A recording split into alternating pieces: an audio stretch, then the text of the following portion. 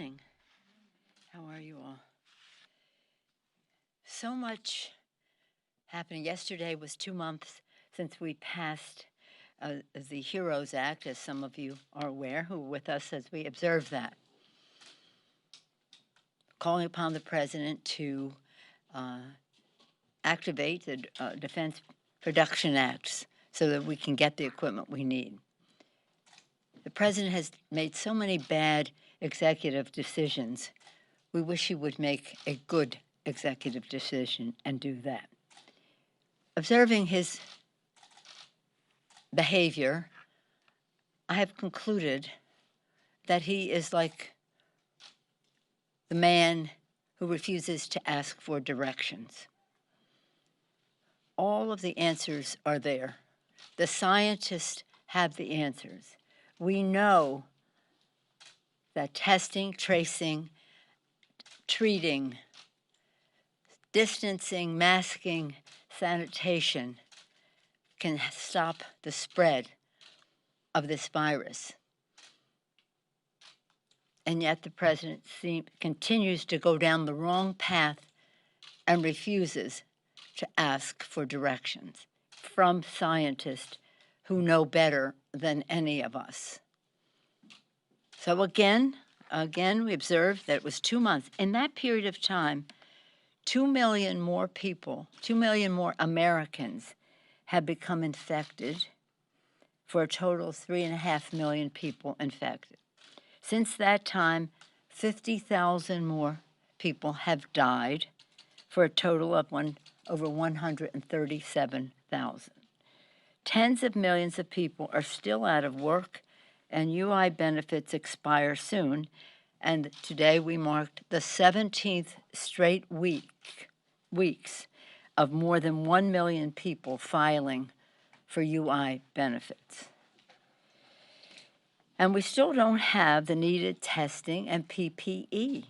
And the President refuses to use the full power of the Defense Production Act needed for reopening our schools, reopening our economy, and the rest.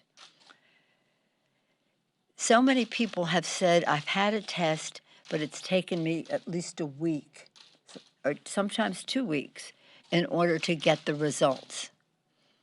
You know why? Because there's not enough equipment.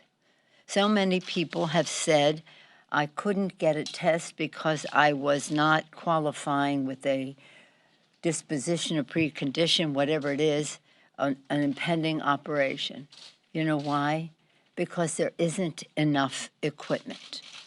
So why, for what reason does the President not fully implement the defense bill? And in hospitals and in places that are giving care to people, there is not enough PPE, personal protective equipment.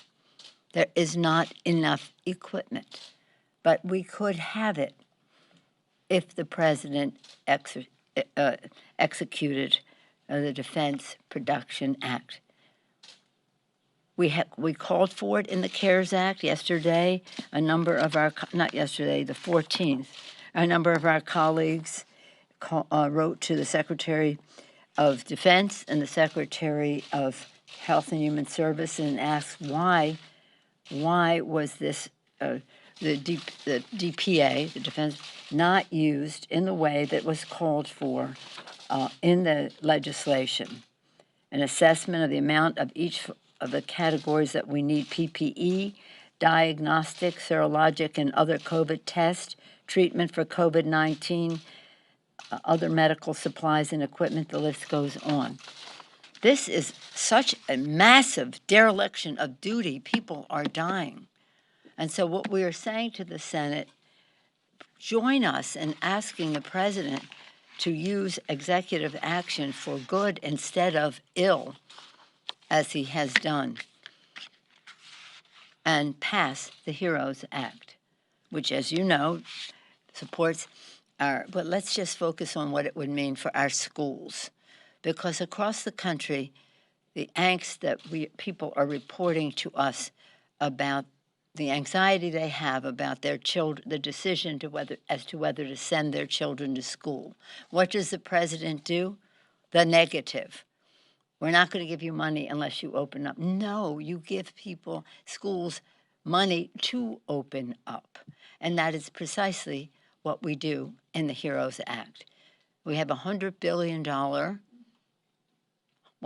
billion education stabilization fund specifically geared to the coronavirus. Quite frankly, with the time that has gone by and the attitude that the president has had, the negative attitude the president has had, we probably will need more money. We do have in the moving forward legislation that we passed, our infrastructure bill. We have another $100 billion for school construction. What was important even before coronavirus? It was about ventilation. It's about wiring. It's about getting rid of lead poisoning in the schools. It's about meeting all the needs of our students. We tell our children that education is important, that they must study for their own to reach their own personal aspirations and for the good of our country. But we send them a different message when we send them to schools that are not wired with the technology for them to learn properly and modernly, when there's lead poisoning that makes them sick and diminishes their capacity to learn, when the ventilation systems are such that it exacerbates the situation. And now, all of that exacerbated by the coronavirus. So if we add that, and then, of course, we have the resources to honor our heroes by supporting our state and local government. And much of what state and local government does is the education of our children. But they've had opportunity loss, their revenue loss because of the coronavirus, their revenue loss, their outlays of cost because of having to pay for coronavirus care, et cetera, has given them serious budget deficits. So let us honor our heroes by doing that. Let us open our schools and open our economy by testing, tracing, treating, isolation. These schools are saying they should be 6 feet apart, that's for sure. You're going to need fewer people in the classroom, so you need more space. Therefore, you need more teachers. And the president is saying, if you don't open up, we're going to deprive you of the 8-point-something% that the federal government provides to to schools in our country. State and local do over 90% of it, and they have, again, serious budget deficits because of the coronavirus. So, again, we need the DPA to open up schools, to open up the economy, and we need to help America's families. Actually, if you put it all together in our two packages, we have $230 billion specifically for the schools, and then we have nearly $1 trillion for state and local government, which I remind you is 1/2 of what they gave away in their tax break, 83% of the benefits going to the top 1%. So in any case, Mr. President, admit it, you've gone down the wrong path. Ask for direction. Ask for direction from our scientists who know better. They knew better. As we urge the President and the GOP Senate to get on it and help the American people, help our state and local governments by honoring our heroes, open up our economy and our schools by having the equipment needed to do it and the funds to facilitate that. Put money in the pockets of the American people. The time is running out on that. This is drastic. I know we keep saying this over and over, but it still persists, and the clock is running out on it. But as we urge them to do that, House Democrats are still working very hard for the people. This week, the Appropriations Committee has been marking up the fiscal year 2021 legislation, put us on track to have passed legislation to fund 96% of the government in July. For the second time in 2 years, we have been on schedule. We will pass those bills next week. They're being marked up this week and last week.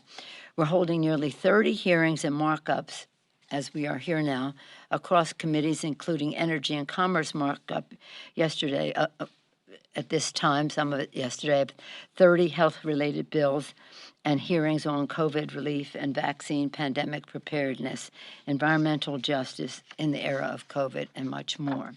So we have a lot going on. We will be taking these votes to the floor next week to be on schedule to meet the needs of the American people. And again, the clock is ticking. The unemployment insurance will run out by the end of the month, even before the end of the month. We need to have the direct payments to people. But on the subject of the kids, you know, I'm a grandmother, a mom, 5 kids, 9 grandchildren, all ages. The youngest one is in public school in San Francisco. We're very concerned, not only for her, but for her classmates. They don't all have all of the technology that would be needed for distance learning. All of them, many of them go to school for meals. Now, they go to school to learn, but they get their food there. And so with all the concern that we have for all children, we have to make sure all of that is in place. But that's a situation that's replicated across the country. And so instead of threatening schools, instead of the Secretary of Education saying children should take risks, astronauts take risks. Oh, really? Oh, really? So in any event, this is personal. It's about our children. And at the very least, the president could say we're going to have the equipment necessary. Any questions? Yes, ma'am. Madam Speaker, you're talking about spending billions, if not trillions, more money on this bill. You and Mitch McConnell still have not agreed on a chair for the oversight of this money. What's the holdup? We had different suggestions about it, and we came to a conclusion about an excellent person, and he agreed. But there's some process in the Senate, which I was not aware of, that takes a lot of time, and that was a deterrent for the person staying on board that long. Mr. General Dunford? Yes. Yes. So who's your second choice? Well, I've proposed someone to the leader, and we'll see if he accepts. But I won't be announcing it right here. But this is, you know, it's a funny thing. You would think it should be the easiest thing in the world to come to such a conclusion. And I was particularly proud that General Dunford was interested in considering this, because I do think that a person of his stature and in the military, person who knows how to manage things, a leader, completely apolitical, would have been the perfect person. I just don't know, how the word got out about him before there was an announcement, which then made, well, what are we waiting for, part of the issue. So I would hope that we would have somebody. There are plenty of people in the military who would, I think, be willing to exercise their patriotic duty in an apolitical way with their management skills and the rest, and that's what I'm hoping will happen. Yes, sir. Have you had any contact with anyone in the administration over this next package, coronavirus package? The everything in this package, except for, like, say, 95% of what is in this package, is what we have had in previous bills. So nobody is being asked to vote for something they haven't voted for before. The one thing that is different is they have resisted in the past any strong OSHA standard. And that is absolutely essential for us to have to protect our workers at all times, but an intense, a strong, even stronger one at the time of coronavirus. So they know what they have to do. There is another piece that they have resisted, that is very urgent now. They resisted in the CARES, and it's very urgent now, and that is the assistance for renters. The moratorium is going to end or has ended in some places, and we really need to get that assistance. And that, not only do we have it in the HEROES Act, but a couple of weeks ago, we passed it on the floor of the House as a separate bill. $200 billion, $100 billion to help with renters, $75 billion in addressing the mortgage forbearance, foreclosure forbearance issue, and then the rest of it for homelessness and special rural housing programs and the rest. They really have to do this. This is very, very urgent. Now, that would be something they haven't voted for before, haven't supported before, as well as they haven't supported a strong worker protection OSHA standard. But other than that, they've supported state and local government, they've supported testing, they've supported direct payments, they've supported unemployment benefits. One time they even supported food stamps. They've resisted since then, even though people who've never been to a food line before, a food bank before, are in long lines to get in. You would think they'd have some sensitivity on emergency food initiatives, including SNAP, the food bank. So that would be one where they have resisted, but they have voted for it before. But have you spoken to Meadows or Mnuchin or anybody in the administration about what their feeling is? Well, we have conversations on individual things, and Republican senators have approached me about individual things. They know there's going to be a bill, and we first it was going to be no bill, and then it was going to be some little bill. Now it's 1.3. It's not enough. It's not enough. And when they say it's too expensive, how can they say such a thing when right now the Fed is just propping up the stock market? Stock market looks good, huh? Well, federal dollars are helping to make that happen. And that's okay, and that's a good thing for the economy. But we should have trillions of dollars to prop up workers. We've never seen anything like this. So on one subject or another, but it also just gets me that they say, oh, it's too expensive. $2 trillion, that's what they added to the deficit to pass their tax scam a couple years ago, which gave 83% of the benefits to the top 1%. I mean, they're like in a caste system mode. Whatever we can do at the top, that's what we really like to do. Perhaps it will trickle down.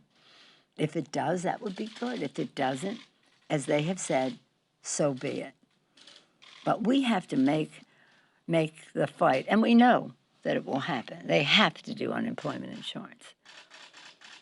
Democrats and Republicans across the country are calling out for them to do the state and local. Republican mayors and county executives, governors, they need that money. They have outlays for coronavirus, and they have revenue loss because of coronavirus. So they'll be there, yes. Thank you, Madam Speaker. The administration and some Republicans are proposing the idea of back to work, return to work bonuses for employees. What's your thought on that, and would you consider including that in the next bill? I don't know if they know what they're talking about, so I can't really thoughtfully address what you just asked. But I will say this, testing. People do not want to risk their lives and that of their families by going to work that isn't safe. We can open the economy if we make it safe for people to go back to work. Are they going to pay people to risk their lives without any OSHA standard and the rest? People are not staying home. They want to work. They want to go to work in a safe place. So the direction that the president should be asking for is how do we open our economy to make it safe for people to go to work? And it is so self-evident. Yes, sir. Madam Speaker, I have a question, and I have a colleague who has a second question, if you'll allow for that. Is that person here? No, they're not able to be here. One per outlet. Well, that's up to the rest of you. Do you want somebody who isn't here to have a question before you do? Yes, My question is just that, a few months ago, it was hard to predict that we would have such severe spikes, I guess, now in July. Other countries clearly have handled this in a way that we have not. Moving forward, if in the next couple of months we still don't have a full grasp on it, is there a point where trillions more in stimulus just becomes unsustainable? No, I mean, the point is if we don't invest the money now, it'll be much worse. If we don't invest in further testing and getting the equipment to do it, it will be worse. If we don't put money in the pockets of the American people with our direct payments and unemployment insurance, it will be much worse.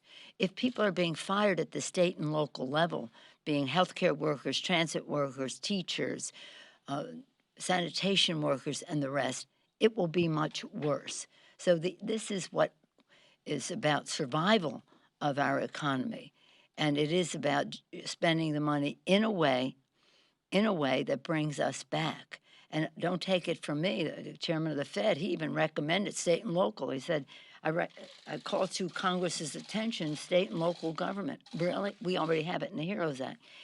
The Secretary of the Treasury knows that we have to do more to prop up our economy, or else it will be worse. It will be worse. Your next question. The president today is going to be talking about how his administration has been rolling back regulation over the past 4 years and helping Americans rise out of poverty. He's doing that from the White House today. I don't know. I'm sorry, I don't know what he's doing today. What's he doing today? Today, the president is supposed to be talking about his administration rolling back regulation and helping Americans rise out of poverty. Okay. I don't know what he's doing, but I want to tell you something. What he did this week in terms of NEPA and what Richard Nixon put in place to protect our environment and therefore the good health of the American people. Oh, some of the, shall we say, polluters were saluting it, but it was the wrong thing to do. So I don't know what specific danger to the environment or the health and well-being of America's families and workers he's considering today. But if it's anything like what he has been doing, that's most unfortunate.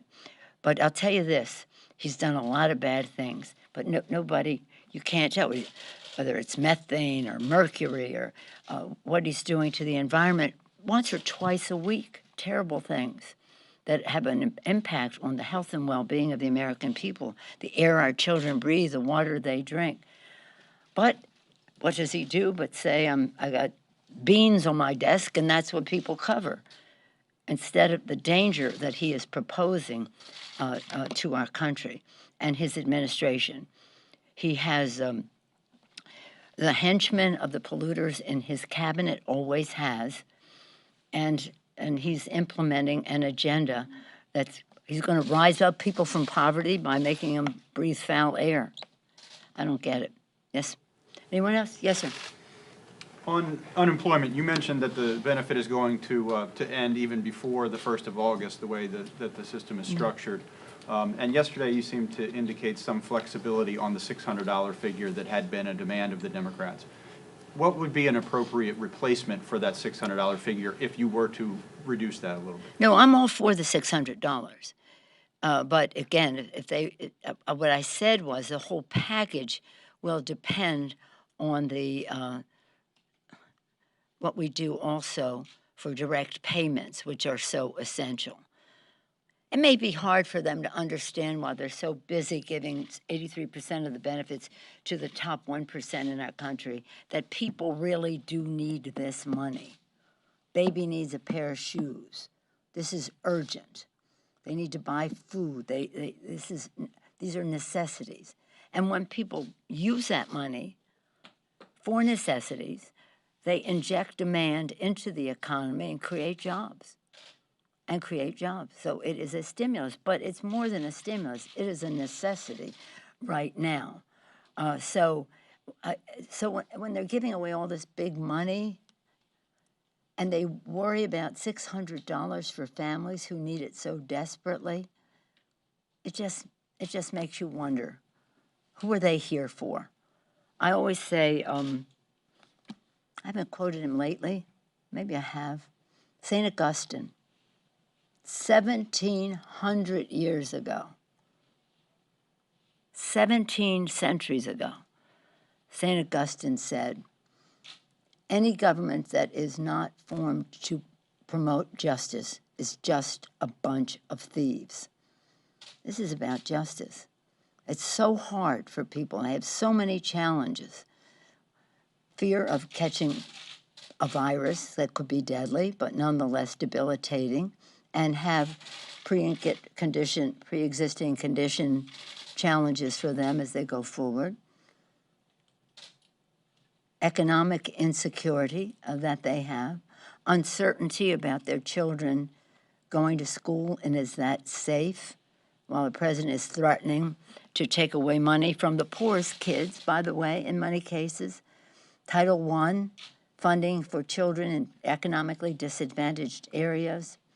Separate from that, but including some of that, children with disabilities, homeless children.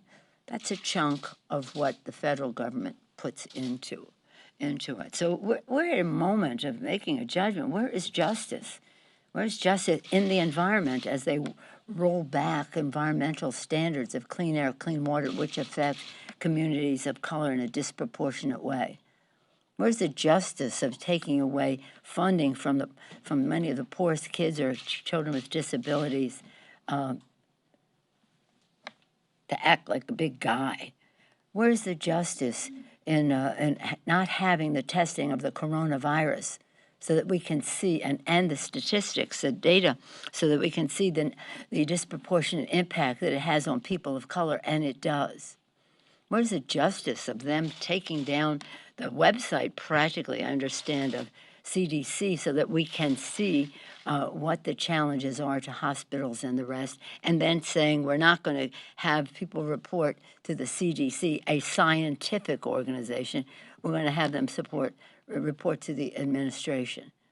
And where is the transparency? What are they going to tell us about that? In one of the bills, the second PPP bill, when we put more testing in there, we required that they would have collect the data and report the data as to how especially communities of color were affected, because we didn't have much of that. And because that's a place where there hasn't been a commensurate amount of testing. The Hispanic community and the African American community. We're all Americans. We're all Americans, and everybody, all of our children are important to us, all of our people are. And because we are Americans, we're going to beat this. But we have to beat it scientifically. And in order to do that, you have to believe in science, and you have to believe in governance. Now, our friend who asked the question about how they're going to lift up everybody out of poverty by taking away regulations probably would not like me to hear me say that they don't believe in governance. If you don't believe in governance and you don't believe in science, you don't want to do anything, and you don't have to because you don't have the data that you accept. So we're in a very critical place. I yearn for other Republican presidents. While we may have disagreed on many points, at least we had a shared commitment to the governance of our country. Richard Nixon signed the NEPA legislation.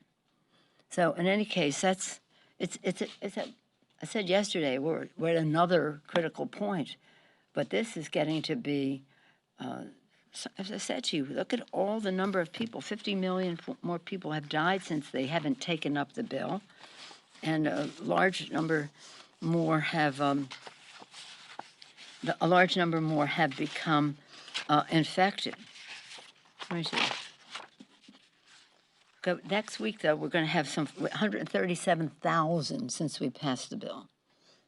137,000 are dead now, but 50,000 added to that, and then 2 million more people infected, adding to 3.4. But let me just tell you, next week, what you're going to see.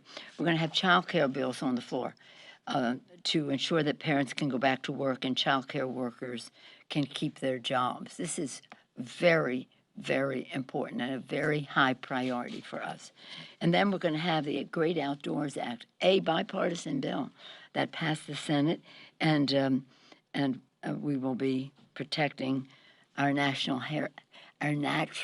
heritage with that, and then honoring our values with the No Ban Act. We'll be passing the No Ban Act and access to counsel act. So we have a number of things, including we're going to be passing bills next week or the next about removing statues from the Capitol of people who have committed treason against the United States of America. So we're busy, we're full, but nothing more important than the lives of our children, and their ability to go back to school, which we all want them to do, and they want to do, and teachers want them to do, and parents want them to do, but they can't do it if it isn't safe. It can be safe if the president executes the Defense Production Act to make sure it does.